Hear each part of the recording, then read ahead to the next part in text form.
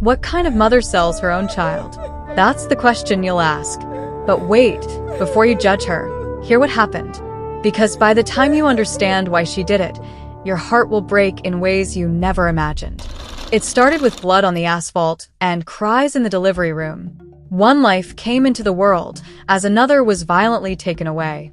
A father racing to meet his miracle never made it. A mother who waited years for joy found herself trapped in the darkest nightmare any woman could face. 2 babies. 1 coffin. 1 decision that would haunt generations. But that was only the beginning. Left with nothing, no husband, no family, no roof, she wandered the streets, clutching her twins, broken, starving, invisible, until a mysterious woman in stilettos and diamonds whispered an offer in her ear. "Give me one of them, and you'll never suffer again." She said yes. But what she didn't know was that the deal she made wasn't with a woman, it was with something far more dangerous. And what came next? You won't believe it. Because the truth about what happened to that child, the secret behind the Slay Queen's wealth, and the price this mother had to pay will leave you speechless. This is not just a story. This is a curse unwrapped. This is a sin sealed in silence.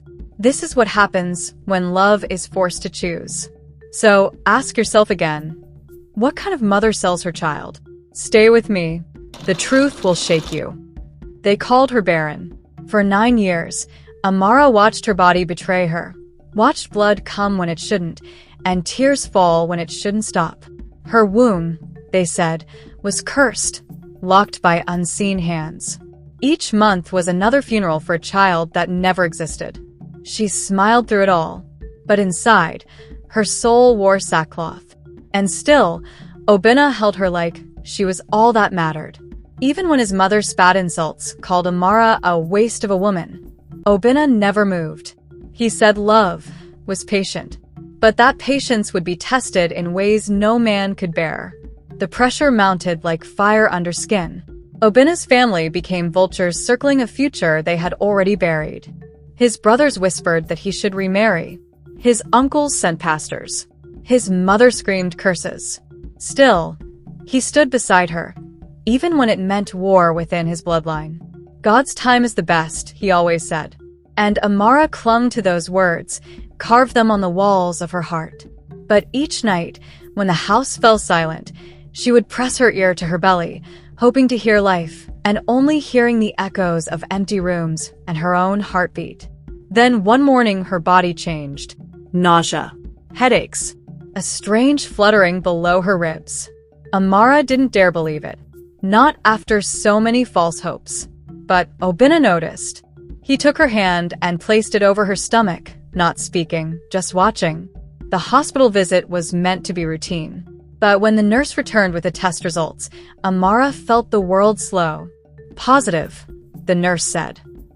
That one word broke her open. Obinna fell to his knees, laughing, crying, holding her as if the womb itself had kissed them.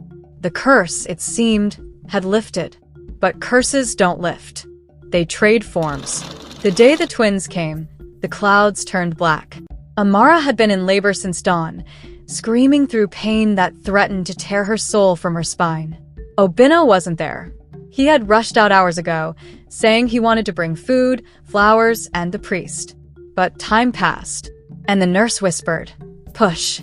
Her body obeyed, even as her spirit screamed for Obinna. 2 cries pierced the air, tiny, sacred. Twin boys. The miracle they had begged for. Amara reached for them, weak but smiling. "Where is he?" she asked. No one answered. A nurse looked away. That was the first crack in her world. Obinna was dead, killed on his way to meet his sons. They said it was a collision. A car ran into his at a junction near the hospital. He died instantly, the same moment his sons took their first breath. When Amara heard the news, she didn't scream. She didn't cry. She just held the babies closer. Her eyes didn't blink. Her breath didn't break. She had wanted to name them after their father. Now, she wasn't sure names mattered anymore. What do you name children whose father's blood still stained the road? What do you call boys born into silence? The hospital walls turned into a prison. Obinna had been their provider, their hope. Now, the bills piled high like tombstones. The hospital refused to discharge her. The twins needed diapers, milk, care. But Amara had nothing. She begged. She knelt. She cried to the heavens and to the hospital administrator. They shook their heads. No payment, no release. For 2 months, she sat in that ward, watching other mothers come and go, watching her babies cry themselves to sleep. Her body wasted, her eyes sunk, her spirit began to rot from the inside. No one came, not even Obina's family. Sometimes at night, she would whisper to the babies, "Forgive me, I tried." She would clutch them close and hum lullabies with cracked lips. Nurses began to look at her with pity. Some even mocked her. "The witch with the twins," one said. "She killed her husband. Now she wants to live here free." Amara heard every word, but she said nothing. What voice do you have when the world already buried you? The pain wasn't just in her body anymore. It was everywhere. In the walls, in the air, in her milkless breasts and swollen feet, in the silence where Obina used to be. And then one night, she broke. The hospital gates creaked open just before midnight. Amara's feet moved like shadows. One baby strapped to her chest, the other tied to her back. She slipped through the alley, like a whisper running from death. Behind her, the nurses slept. Ahead, a storm waited. The rain slapped her face, but she didn't flinch. Her legs trembled from weakness. She hadn't eaten in 2 days. But fear can feed a mother more than food. And she feared what would happen if she stayed. No one came for her. Not a single friend. Not even family. She was already forgotten. When she reached the compound she once called home, it was silent. The doors were chained. Her name had been painted in red across the wall like a warning. Witch. She stepped closer and saw her belongings thrown into the gutter. Clothes soaked, photo frames shattered, baby gifts crushed like waste. Her wedding dress dangled from the window, like a ghost mocking her. She bent down and picked up Obina's picture. His face cracked, his smile erased. Behind her, someone hissed, "Leave, before something worse happens." She turned, but no one was there. Only whispers riding on the wind. A neighbor later told her, in a whisper soaked with pity, "Your mother-in-law said the twins are from the river, that you used Obina for ritual. She said you carry spirits, not sons." The words stabbed her chest. Her knees gave way, but she didn't fall, she couldn't. The twins were still tied to her. She sat on the sidewalk, tears mingling with the rain. Her babies stirred. Their cries were small, weak. She opened her wrapper and held them to her skin, hoping her warmth would quiet their hunger. But what warmth does a widow have left in the cold? Night after night, Amara wandered the streets with no place to call home. Every shop corner, every abandoned stall, became her temporary shelter. The twins cried through the nights, their bellies tight with hunger. She chewed leaves and spat into their mouths, hoping it would fool their stomachs. Her breasts had dried up. The nurses said stress would do that. Now, even water felt like gold. Passers-by looked at her like a disease. "Why carry demons?" someone said. "She's cursed," another whispered. She said nothing. Words had failed her. She only spoke to the twins, and even then, only in silence. It didn't take long for starvation to stretch her skin over her bones. Her once soft cheeks hollowed. Her waist, once admired by Obina, became a shadow of ribs. The babies lost weight too. Their cries became softer each day. She feared one morning she'd wake to stillness. That fear moved her. She scavenged through trash bins. She picked leftover bread from gutters. Her dignity had died the same day Obina did. Now, she was surviving for the sake of 2 fragile hearts who didn't ask to be born into pain. One day, as the sun scorched her shoulders, she found an old plastic tray. It was cracked, but it could carry water. She borrowed a bag of sachet water from a woman selling by the roadside. "Sell and bring my money," the woman said. Amara nodded. That was the day she became a hawker, a mother, a ghost, a walking contradiction of life and death. She tied one twin on her back, the other to her chest, and balanced the tray on her head. The road was long. The cars zoomed past. She called out, "Pure water, cold pure water." No one listened. Her voice was too dry, her feet too dusty. Some avoided her. Others pitied her. A few gave her money. Most gave her looks. But she walked, from street to street, under the sun, and later the rain. Her wrapper soaked, her body shivering. But she walked, because standing still would mean death. She returned the money to the woman and took another bag. Each day repeated the same pain, the same humiliation. One afternoon, a man spat at her feet. Godi, Witz. She didn't respond. She only adjusted the baby on her chest and kept walking. Sometimes, she'd pass restaurants and watch families eat behind glass. Her stomach would twist. But hunger was a luxury now. She had no time for it. Her days blurred into one another. Pain became routine. She memorized the rhythm of the twins' cries, when they were hungry, when they were tired, when they needed hope. At night, she'd curl into herself in a shop front, using her wrapper to cover them all. She spoke to Obina in her mind. "Why did you leave me? Why now?" But the silence always replied. Cold. Unfeeling. Brutal. One evening, her legs finally betrayed her. She collapsed near a fuel station. The tray rolled into the gutter. The twins screamed. People walked past. A boy helped her sit up. A woman gave her water. But no one stayed. The boy said, "You need help." She nodded, but help didn't come. Help was a ghost, just like Obina. Still, she stood up and tried again the next day. And the next. Because mothers don't stop. Even when their hearts have stopped beating. Even when their souls have no more to give. They keep going, until something or someone makes them stop. Because when the devil shows up in heels, she doesn't bring fire. She brings choices. And this one came with a price no mother should ever pay. The car stopped like it had been watching her for days. Amara stood frozen, one foot in a muddy gutter, her tray overturned. The window slid down with an expensive hum, and the scent of perfume rolled out like incense. Behind dark sunglasses sat a woman whose aura made silence tremble. Her skin glowed. Her lashes flickered like painted blades. She didn't ask Amara's name. She only said, "You need help." Amara, weak and confused, nodded like a child unsure of reality. The Slay Queen's eyes scanned her, first her face, then the twins. And then came a smile with teeth. She told the driver to wait and stepped out of the car. Her heels clicked on the pavement like a countdown. Everyone watched. Even the wind seemed to hold its breath. Her black dress wrapped her like power. She stood before Amara, tall, commanding, dangerous. She leaned close and touched the baby on Amara's chest. "This one," she said softly. "Beautiful eyes. Strong spirit." Amara stepped back instinctively, but there was no energy to run.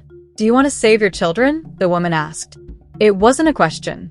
It was a door swinging open, and behind it, darkness waited. They sat in the back seat of the car, the air conditioning making Amara shiver. She clutched the babies like someone might snatch them. The Slay Queen didn't rush. She poured wine, took slow sips, and finally spoke. "I help women like you," she said. "Women who are trapped. You have 2 children, but no money, no house, no food. If nothing changes, they will die. All of you will." The words cut like truth. Amara looked down at the boys. They slept, unaware of the storm unfolding over their heads. She nodded slowly, heart pounding. "What kind of help?" she whispered. The Slay Queen's face shifted. Kindness fell away like makeup in rain. She set her wine glass down and said, "I'll take one child. Raise him. Feed him. Educate him. He will know luxury. You'll save his life." Amara blinked, unsure she heard right. "Sell me one of your twins. I'll pay you enough to start a new life. But this stays between us." Amara froze. Her heart tried to leap out of her chest. "If anyone hears about this," the Slay Queen continued, her voice suddenly sharp. "You will vanish. No one will find you. Or them." She smiled again. Amara couldn't speak. Her body trembled.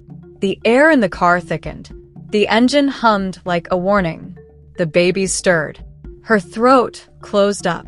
The idea of separating them, of choosing one to keep and one to lose, was madness. But so was starvation. So was death in the gutter. She stared at her children. They looked alike. But how do you pick who lives like a king and who stays with a mother too broken to protect them? Her soul recoiled. Is this how evil begins? With desperate love? She wanted to scream, to run, to disappear. But the door was locked. She asked the Slay Queen for time. The woman agreed, but only with a chilling warning. 1 week. That's all.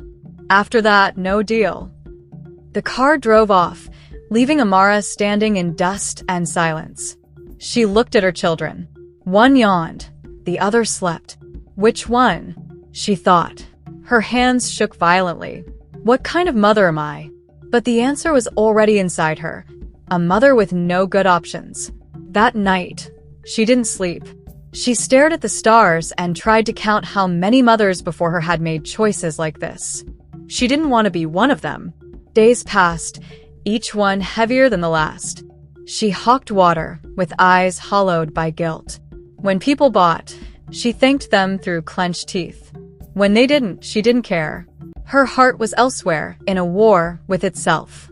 She fed the boys with borrowed money, watched them sleep, and wondered which face she could live without. Sometimes, she imagined handing one over and using the money to care for the other. But then she imagined the sound of the other crying in an unknown house. Or worse, never crying again. She began to dread dawn, dread choices, dread herself.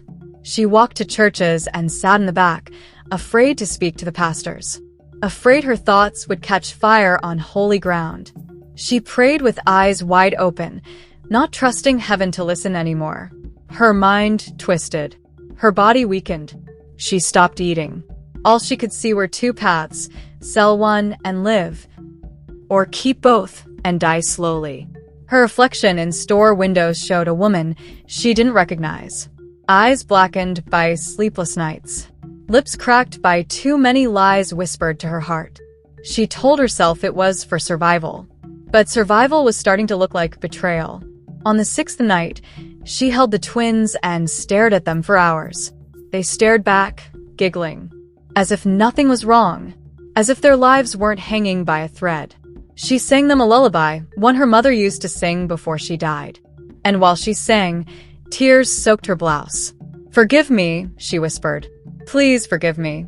Her heart was heavy with something worse than guilt, the feeling that this choice might become her legacy. That no matter which boy she gave away, she would spend the rest of her life haunted by the eyes of the other. The next morning, she stood outside the Slay Queen's mansion. The gate was gold, the walls tall. She had come to choose, to do the unthinkable. But deep down, a scream was growing. Something in her spirit resisted, clawed at her ribs, begged her not to do it. But hunger makes demons of us all. And sometimes, love wears the face of betrayal. She didn't want to be a villain. But heroes don't raise babies on empty stomachs. Heroes don't sleep under rain with dying suns. And just as she was about to knock, the gate opened. She didn't know it yet, but what waited inside was far more sinister than she had imagined. And this deal would cost more than just a child. Her legs felt like lead. One twin was asleep on her back, the other clutched to her chest. Both innocent, both unaware that the world was about to break them apart. The Slay Queen stood at the gate in a velvet robe, smoking a slim cigarette. "Are you ready?" she asked coldly. Amara didn't reply. Her silence was an answer. Her hands trembled as she stepped into the compound. Behind her, the gate creaked shut like a coffin lid. The night swallowed them whole. The living room smelled of roses and something else, something metallic, unfamiliar. The walls were white, but the silence was blood red. Amara sat stiffly on a couch that cost more than her entire life. The Slay Queen poured wine and brought out a suitcase. It clicked open. Neatly stacked bundles of cash stared back at her like eyes with no soul. "Pick one," the woman said, sipping slowly. Amara hesitated.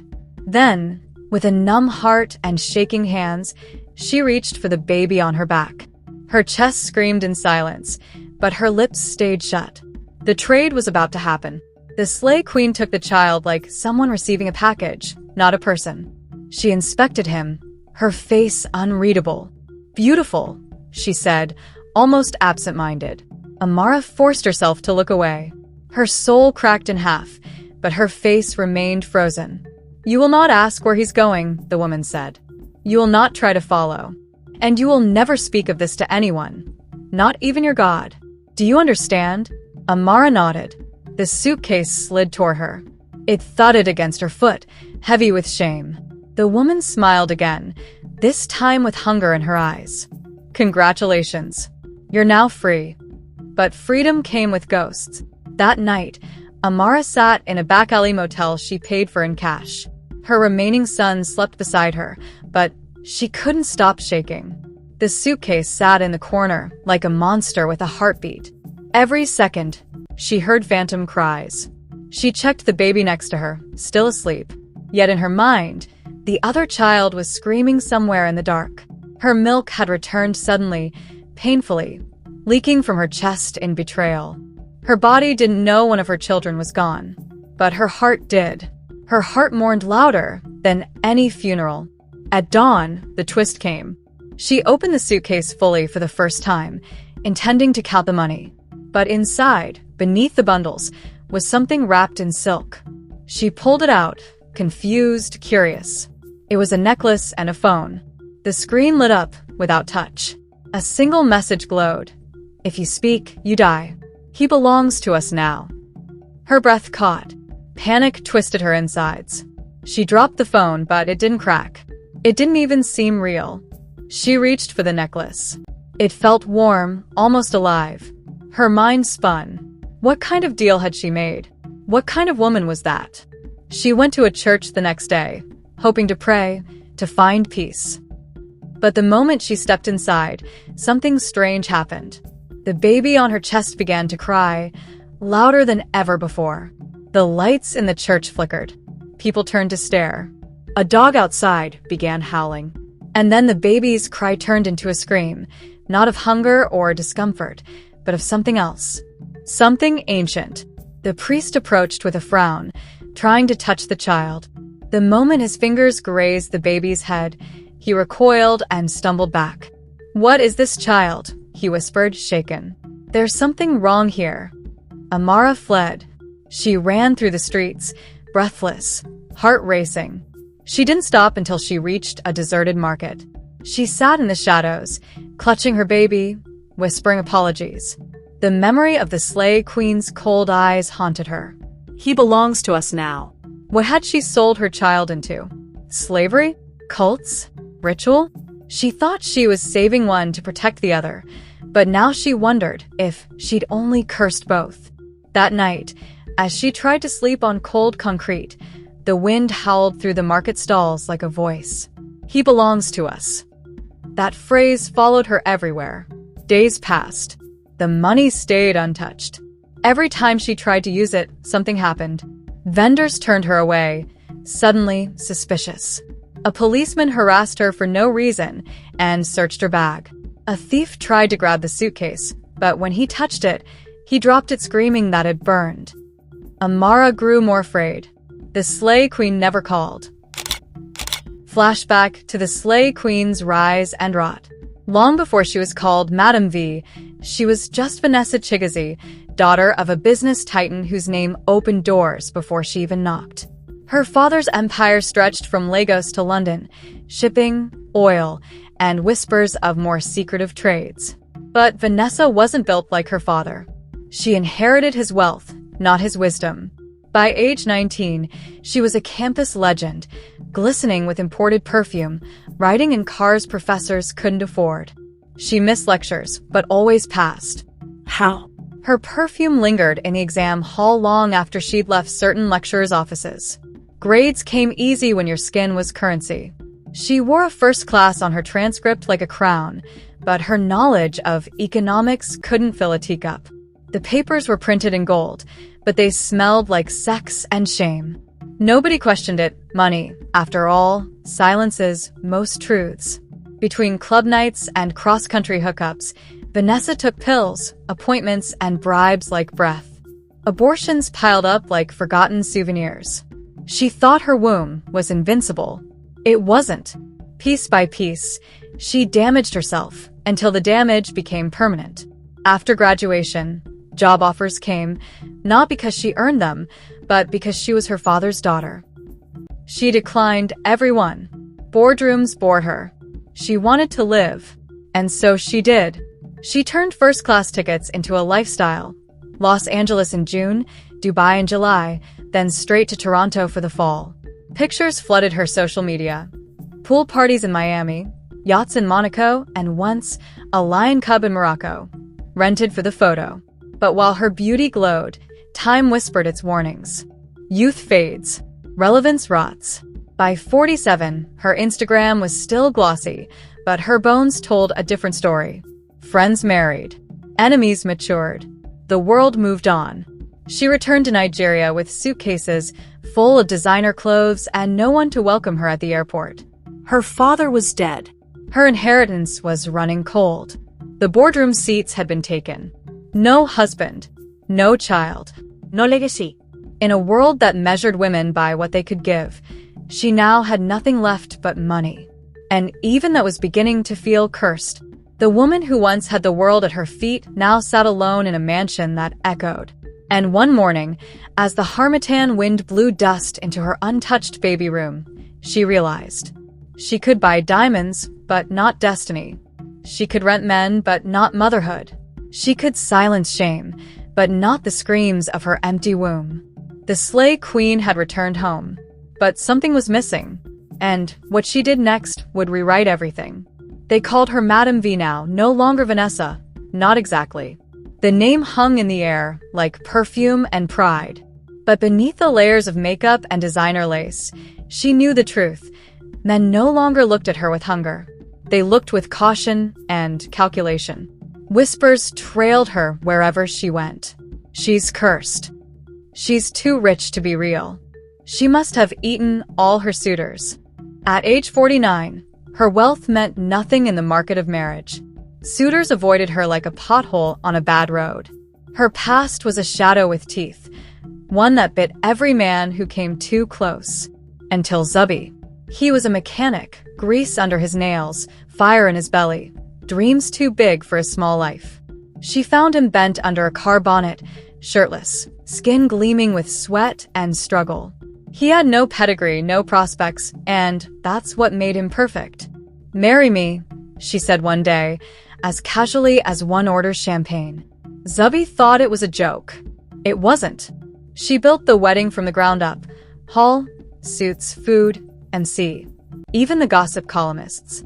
She paid her own bride price and doubled it, just for effect. Elders blinked, confused. They whispered, "What kind of woman does this?" But they pocketed the money and danced anyway. The wedding trended online. Photos showed a grinning Zubby and a radiant Vanessa in gold. But behind Zubby's smile was fear, and behind Vanessa's was a ticking clock. 10 years passed. No cries of a baby. No stretch marks. No late-night feedings. Only tests, pills, and silence. They visited hospitals from Lagos to London. They visited churches where pastors spoke in tongues that chilled the bones. Each time, the verdict was the same. Your womb is a graveyard. It cannot carry life. Vanessa wept once, just once. Then she put on her heels and her lipstick and made a decision. If her body could not give her a child, her money would. She sent word into the slums, the villages, the whisper markets of Lagos. And one day, the right whisper found her. A desperate mother, twin boys, no husband, no hope, a soul so broken, she'd trade a child for survival. Vanessa didn't flinch. She wore a velvet robe that night. She lit a cigarette with hands that didn't shake. She watched as Amara stepped into her mansion, one baby strapped to her back, the other pressed to her chest. She picked the one on the back. The quiet one. Paul. A transaction, not a birth. No questions. No refate. No turning back. When she held the boy for the first time, something inside her stirred. Not maternal instinct, but something colder. Possession. She had bought a son. She had rewritten fate. And somewhere, deep beneath the marble floors of her mansion, the walls shivered. Because Paul was no ordinary child. And fate doesn't like being bought. Vanessa renamed him Paul, short, simple, biblical. It was the name of kings and apostles. It wasn't his real name, but that didn't matter. In her world, truth could be bought, erased, and rewritten like makeup on an aging face. She told no one of the transaction. Not Subby, not the maids, not even herself. On the nights, she stared into her mirror with a drink in hand, asking silently, "Did I steal a life or save one?" Paul grew fast. Too fast. By age 5, he spoke like an adult. Measured, calculated, polite in a way that unnerved visitors. He had no tantrums, no messy fingers, no childish giggles. He was a perfect portrait of wealth. Polished, unreadable, distant. But strange things began to happen. He would talk to empty rooms. Not like an imaginary friend, no. He would whisper, nod, pause, like he was being given instructions. He drew pictures constantly. Black crayon on white paper. Always the same thing, 2 boys. One smiling, one crying. One in gold, one in shadows. One whole, one split down the middle. He never explained the drawings. At night, Paul began sleepwalking. The guards once found him standing barefoot in the garden, staring at the moon, mumbling in a language no one recognized. When they tried to touch him, he hissed. Not screamed. Hissed. The maids whispered, "That child is not normal. He looks like her but acts like something else." Maybe she bought a spirit, not a son. Vanessa dismissed them. Fired the ones who spoke too much. She couldn't afford to hear the truth, not after everything she'd done to bury it. She bought him the best, a French nanny, a British tutor, and a therapist from South Africa. Each one left quietly, with tired eyes and nervous hands. Meanwhile, the mansion changed. The mirrors began to fog over without reason. The chandeliers shook when Paul walked under them. And every now and then, around 2 a.m., Vanessa would hear laughter. 2 voices.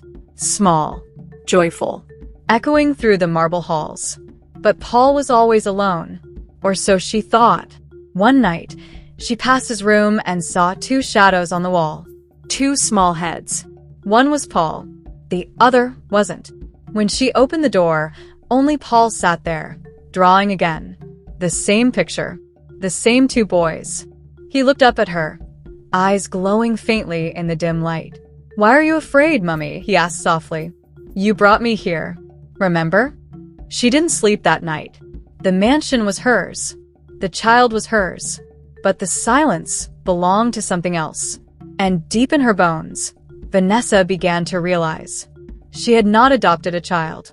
She had adopted a curse. Vanessa turned 60 with a grand party, velvet gowns, champagne fountains, imported roses. The elite came to pose, gossip, and pretend they still respected her. But beneath the makeup and gold, Vanessa's body had begun to betray her. It started with fatigue, then weight loss, then the rashes. The doctors gave soft, technical words, but one result whispered louder than them all. HIV positive. She denied it at first, then blamed past lovers, then fired her doctor. But the truth clung to her like a shadow in silk. Her beauty withered. Her fame fizzled. And for the first time in decades, the mirror showed her something she couldn't fix. Something not even money could silence. She was dying, and fast. Zubby, her purchased husband, had long since disappeared with a mistress half her age. Her friends stopped visiting. The staff walked slower in her presence, their eyes shifting with pity or fear. But Paul remained. Except he was changing, too. He no longer looked like a boy. His eyes were too still, too old. He walked through the house like he owned it, because he did. He began making decisions about the estate without asking. signed checks, held meetings, delegated orders. And Vanessa didn't protest. She was too weak. And somehow, she felt like he had always been in charge. Like she'd merely been holding the throne for him until he was ready. One night, as rain lashed against the mansion and thunder shook its windows, Vanessa called Paul to her bedside. Her skin hung loose, paper-thin. Her eyes were glassy. She clutched a pen in one hand and a velvet folder in the other. "These are all yours," she whispered. "The houses, the companies, the accounts." Paul took the pen and signed the documents. No hesitation, no questions. "You are my son," she said, tears forming. "Make me proud." Paul leaned in, kissed her forehead, and whispered back, "I always was." She smiled weakly, thinking it was love. But what he said next turned her blood to ice. "You were just the vessel. Thank you for delivering me." That night, Vanessa died. No one cried. The obituary praised her as a philanthropist and business icon. But those who knew her story stayed silent. And Paul stood at her grave, wearing a black suit, holding a white rose. When he dropped it onto the coffin, the petals turned red. In the end, Amara's story is more than just pain and mystery. It's a mirror. A mirror reflecting how society treats the broken, how desperation can push even the purest heart to dark decisions, and how every choice carries a ripple into the future. She was a mother who loved deeply, yet love alone wasn't enough to shield her from a world that demanded sacrifice for survival. Her journey teaches us that behind every silent face on the street is a storm we don't see. That sometimes, the evil we fear outside is nothing compared to what desperation births within. Moral lessons? Never judge a person's actions until you've walked barefoot through their struggle. Desperation does not mean wickedness, but it can open doors to the wicked. The people we abandon today might become the voices that haunt us tomorrow. The human spirit can break, heal, and still rise again, but not without scars. Now, here's the real question. What would you do if you were in Amara's shoes? Can a mother truly be blamed for trying to save one child if it costs her the other? And most chilling of all, what if the child you gave away was never meant to be sold? The story doesn't end here. Something darker is stirring in the shadows. The Slay Queen's past is not buried. And Yuzo? He's not done yet. So before you go, like this video if it moved you. Subscribe to Twist Tales channel for more shocking African modern stories. And hit the notification bell so you don't miss next part. Because trust me, what happens next will shake your soul. See you in the next tale.